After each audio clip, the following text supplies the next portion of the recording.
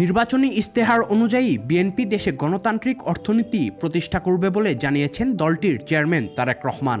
14 ফেব্রুয়ারি রাজধানীর এক হোটেলে বিএনপির আয়োজিত সংবাদ সম্মেলনে সাংবাদিকদের প্রশ্নের জবাবে তিনি একথা বলেন। তারেক রহমান আরও বলেন, বাংলাদেশের স্বার্থ ও জনগণের কল্যাণকে সামনে রেখে বিএনপি দেশের পররাষ্ট্র নীতি নির্ধারণ করবে। গণতন্ত্রের মুক্তির জন্য সরকার ও বিরোধী দলের দায়িত্বশীল আচরণ করা প্রয়োজন বলে মন্তব্য করেন তিনি। গণতান্ত্রিক রাষ্ট্র এবং রাজনীতিতে রাজনৈতিক দলগুলো মূলত গণতন্ত্রের বাতিঘর। সরকার এবং বিরোধী দল যে যার অবস্থান থেকে দায়িত্বশীল ভূমিকা পালন করলে অবশ্যই দেশে গণতন্ত্র প্রাতিষ্ঠানিক রূপ পাবে বলে আমরা দৃঢ়ভাবে বিশ্বাসী।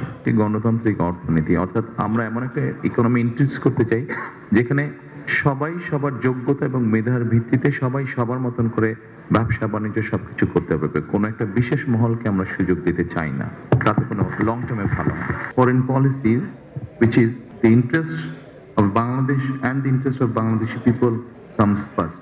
By protecting the interest of Bangladesh and the people of Bangladesh, we will decide our foreign policy. বিএনপির বিরুদ্ধে ইলেকশন ইঞ্জিনিয়ারিং এর অভিযোগ প্রসঙ্গে তিনি বলেন, জনগণকে নিজেদের পক্ষে আনা এবং তাদের আস্থা অর্জন করাই ছিল বিএনপির মূল কৌশল। সেটিকে তিনি বিএনপির ইলেকশন ইঞ্জিনিয়ারিং হিসেবে উল্লেখ করেন। জনগণকে কনভিন্স করাটাই হচ্ছে আমাদের ইঞ্জিনিয়ারিং।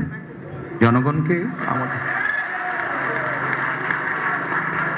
আমাদের যে ইঞ্জিনিয়ারিংটা ছিল সেটা হচ্ছে জনগণকে আমাদের পক্ষে নিয়ে আসা। সেটাতে আলহামদুলিল্লাহ আমরা সফল হয়েছি। আর কোনো অপশক্তি যাতে দেশে ফ্যাসিবাদ কায়েম করতে না পারে, দেশকে তাবেদার রাষ্ট্রে পরিণত করতে না পারে, এই জন্য আমরা সকলে ইনশাআল্লাহ ঐক্যবদ্ধ থাকবো এবং থাকতে হবে।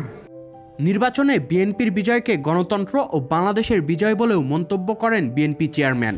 সংবাদ সম্মেলনে নির্বাচনে অংশ নেওয়া সকল রাজনৈতিক দলকে শুভেচ্ছা জানান তিনি। পাশাপাশি সুন্দর নির্বাচন পরিচালনা করার জন্য নির্বাচনের দায়িত্ব পালনকারী ব্যক্তিদেরও ধন্যবাদ জ্ঞাপন করেন তিনি।